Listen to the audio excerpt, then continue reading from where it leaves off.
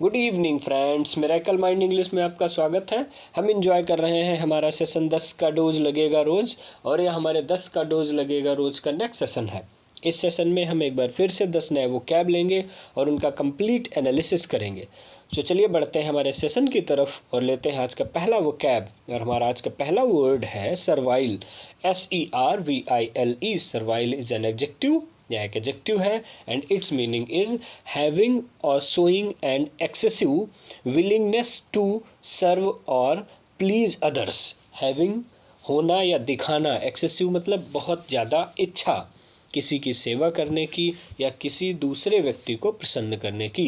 सो दूसरों को प्रसन्न करने की या दूसरों की सेवा करने की जब बहुत ज़्यादा इच्छा हो किसी के अंदर, तो वहाँ पर ऐसा किसी का नेचर हो तो उसे यूज किया जाता, उसके लिए बोला जाता है सर्वाइल। सो सर्वाइल का हिंदी हो जाएगा गुलामी का, या आप कह सकते हैं खुशामदी, या आप कहेंगे दासवृत्ति। जैसा कोई जो खुशामद करने का आदी है या जो गुलाम की तरीके से काम करता है या जिसमें दास वाली प्रवृत्ति आ गई है, उसके लिए यूज किया जाता है वर्ड सर्वाइल। इसके सिनोनिम्स हो जाते हैं फॉनिंग, या आप कहेंगे बूट लिकिंग या स्लेविस। सो स्लेविस, बूट लिकिंग एंड फॉनिंग जो है वो सर्वाइल का सिनोनिम हो जाएगा।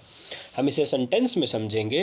ही bowed his head in a servile manner. He bowed his head, उसने अपना सर झुकाया, इन अ सर्वाइल मैनर, एक खुशामदी तरीके से। बढ़ेंगे आगे, लेंगे हमारा अगला वोकैब, और हमारा अगला वोकैब है humane. HUMANE। Humane is an adjective, यह एक एडजेक्टिव होता है and its meaning is having or showing compassion, means दया दिखाना। हिंदी में कहते हैं दयालु, या आप कहेंगे दयाशील। ऐसा कोई व्यक्ति जिसके कैरेक्टर में दया है, कंपैशन है, उसके लिए यूज करेंगे ह्यूमेन। सो इसके सिनोनिम्स हो जाएंगे काइंड, या आप कहेंगे कंपैशनेट या kind hearted. So kind hearted and compassionate जो है वो ह्यूमेन का सिनोनिम्स हो जाएगा। हम बढ़ेंगे आगे, समझेंगे सेंटेंस में। Every religion preaches to be humane and considerate. Every religion preaches, हर रिलीजन जो है बताता है, प्रीच का मतलब होता है प्रवचन देना, उपदेश देना, टू बी ह्यूमेन कि कैसे रहें, दयालु रहें, एंड कंसिडरेट, और कंसिडरेट का मतलब होता है समझदार।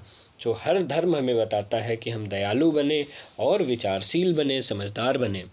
बढ़ेंगे आगे, लेंगे हमारा अगला वोकैब, और हमारा अगला वर्ड है revoke. REVOKE। Revoke is a verb, यह एक वर्ब है and its meaning is put an end to the validity, या आप कहेंगे सिंपल लैंग्वेज में टेक बैक, वापस ले लेना, या किसी भी चीज़ की वैलिडिटी जो है वो पुट एन एंड का मतलब समाप्ति की तरफ हो जाए। हिंदी में कहेंगे वापस लेना, हटाना या रद्द करना। तो रिवोक का मतलब होता है जब कोई नियम कानून या कोई रूल लगाया गया है और फिर हम उसे वापस ले रहे हैं, तो उसकी जगह पे यूज करते हैं वर्ड रिवोक। उसको वापस लेने के लिए रिवोक वर्ब का यूज किया जाता है, वापस लेना, हटाना या रद्द करना। सो इसके सिनोनिम्स हो जाएंगे कैंसिल, या आप कहेंगे इनवैलिडेट, या आप कहेंगे repeal. So repeal, invalidate and cancel जो है वो रिवोक का सिनोनिम्स हो जाएगा। सो हम इसे सेंटेंस में समझेंगे। The man appealed and the sentence was revoked. So the man appealed, आदमी ने अपील की, एंड द सेंटेंस, जो ये सेंटेंस यहाँ पर लिखा हुआ है, यह पनिशमेंट के लिए यूज हुआ है। तो सेंटेंस का मतलब सज़ा भी होता है, सेंटेंस का मतलब वाक्य भी होता है और सेंटेंस का मतलब सज़ा भी होता है। एंड क्या कहा है, द सेंटेंस वाज रिवोक्ड, और जो उसकी सज़ा है वह रद्द कर दी गई। आदमी ने अपील किया और उसकी सज़ा वापस हो गई। बढ़ेंगे आगे, लेंगे हमारा अगला वोकैब, और हमारा अगला वोकैब है रेलेवेंट। RELEVANT, relevant.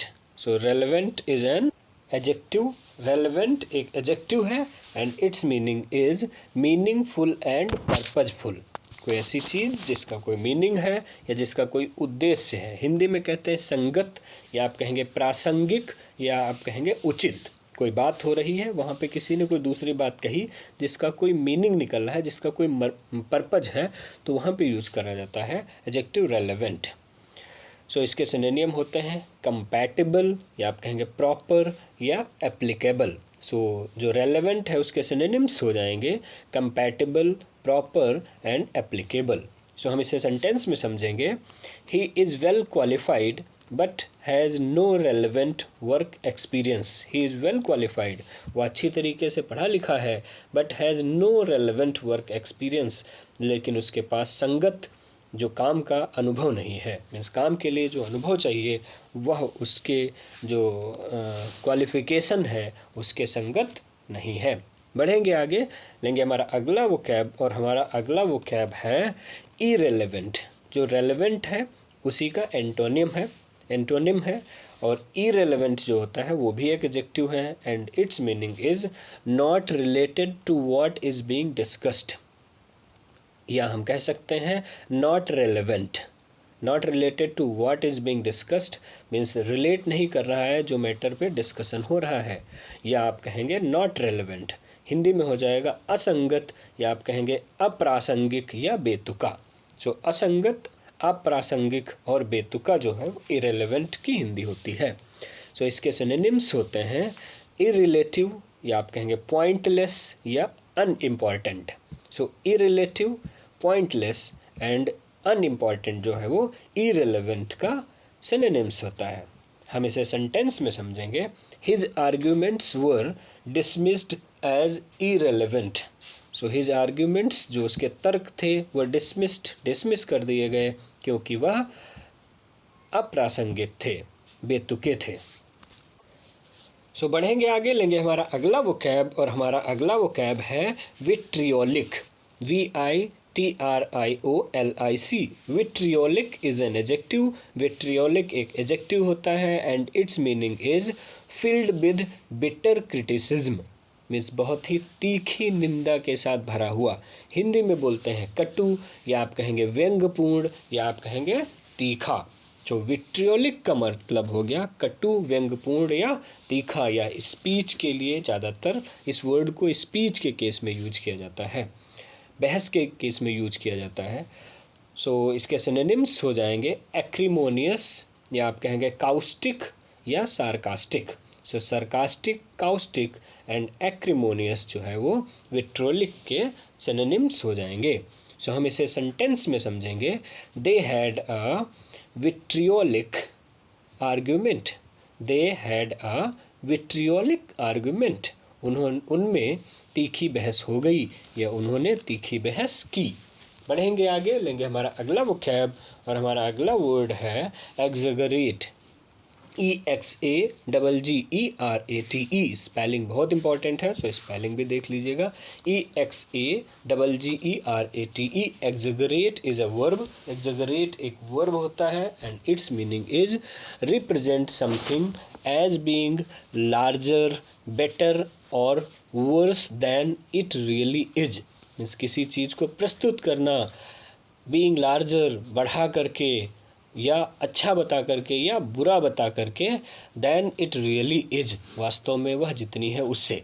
मीन्स किसी चीज़ को बड़ा बताना, या अच्छी है तो और अच्छा बताना, बुरी है तो और बुरा बताना। हिंदी में कहेंगे अतिरंजन करना, या आप कह सकते हैं बढ़ा चढ़ा कर बताना।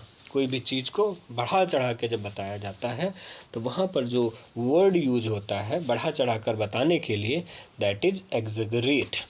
सो इसके सिनोनिम्स हो जाएंगे ओवर स्टेट, या आप कहेंगे ओवर स्ट्रेस या overestimate. So overstate, overstress and overestimate exaggerate के सिनोनिम्स हो जाएंगे। हम इसे सेंटेंस में समझेंगे, he was apt to exaggerate any ache or pain. He was apt means वह दक्ष था, टू एक्सैगरेट मीन्स बढ़ा चढ़ा कर बताने में, एनी एक मीन्स किसी प्रकार का दर्द, एक का मतलब तकलीफ़ और पेन का मतलब तकलीफ़, मीन्स किसी प्रकार की दर्द और तकलीफ़ को बढ़ा चढ़ा कर बताने में वह दक्ष था, निपुण था। बढ़ेंगे आगे, लेंगे हमारा अगला वोकैब, और हमारा अगला वोकैब है hazards. HAZARDOUS। Hazards is an adjective. यह एक एडजेक्टिव होता है, and its meaning is risky, खतरनाक या संकटमय। इसके सिनोनिम्स हो जाएंगे dangerous, unsafe and insecure. So dangerous, unsafe और इनसिक्योर जो है वो हैजार्डस का सिनोनिम्स हो जाएंगे। बढ़ेंगे आगे, इसको सेंटेंस में समझेंगे। The people of Ukraine are living in hazardous conditions nowadays. The people of Ukraine के जो लोग हैं आर लिविंग जी रहे हैं इन हैजार्डस कंडीशंस मीन्स बहुत ही संकटमय या बहुत ही खतरनाक स्थितियों में आजकल। सो यूक्रेन के लोग आजकल बहुत ही खतरनाक स्थितियों में रह रहे हैं। बढ़ेंगे आगे, लेंगे हमारा अगला वोकैब और हमारा अगला वोकैब है renounce, RENOUNCE। Renounce is a verb, renounce एक वर्ब होता है and its meaning is formally declare one's abandonment. Abandonment का मतलब होता है त्याग देना, त्याग। सो फॉर्मली डिक्लेयर कर देना कि किसी ने कुछ त्याग दिया है। हिंदी में कहते हैं त्याग करना या छोड़ना। सो रेनाउंस मीन्स त्याग करना या छोड़ना। इसके सिनोनिम्स हो जाएंगे क्विट, डिस्कार्ड या forsake. So quit, discard and forsake जो है वो सिनोनिम्स हो जाएंगे रेनाउंस के। हम इसे सेंटेंस में समझेंगे। You will have to renounce citizenship of this country if you apply for citizenship of another. You will have to renounce, तुम्हें छोड़नी पड़ेगी सिटीजनशिप में नागरिकता ऑफ दिस कंट्री, इस देश की। तुम्हें इस देश की नागरिकता छोड़नी पड़ेगी यदि आप दूसरे देश की नागरिकता लेना चाहते हैं, मीन्स वहाँ के लिए अप्लाई करना चाहते हैं तो। बढ़ेंगे आगे, लेंगे हमारा अगला वोकैब और हमारा अगला वर्ड है hearsay, HEARSAY। Hearsay is a noun, एक नाउन है and its meaning is a wrong information, एक गलत सूचना। हिंदी में कहेंगे अफवाह या आप कह सकते हैं गप। सो अफवाह या गप जो है वो हियरसे की हिंदी हो जाएगी। इसके सिनोनिम्स होंगे rumour, gossip and myth. So rumour, gossip and myth जो है वो हियरसे के सिनोनिम्स हो जाएंगे। हम इसे सेंटेंस में समझेंगे। One must not believe in hearsay means hearsay means गप पर विश्वास नहीं करना चाहिए। तो किसी को भी गप पर विश्वास नहीं करना चाहिए। So thanks for watching this video. Keep learning, keep enjoying और बने रहें हमारे साथ मिरेकल माइंड इंग्लिश में।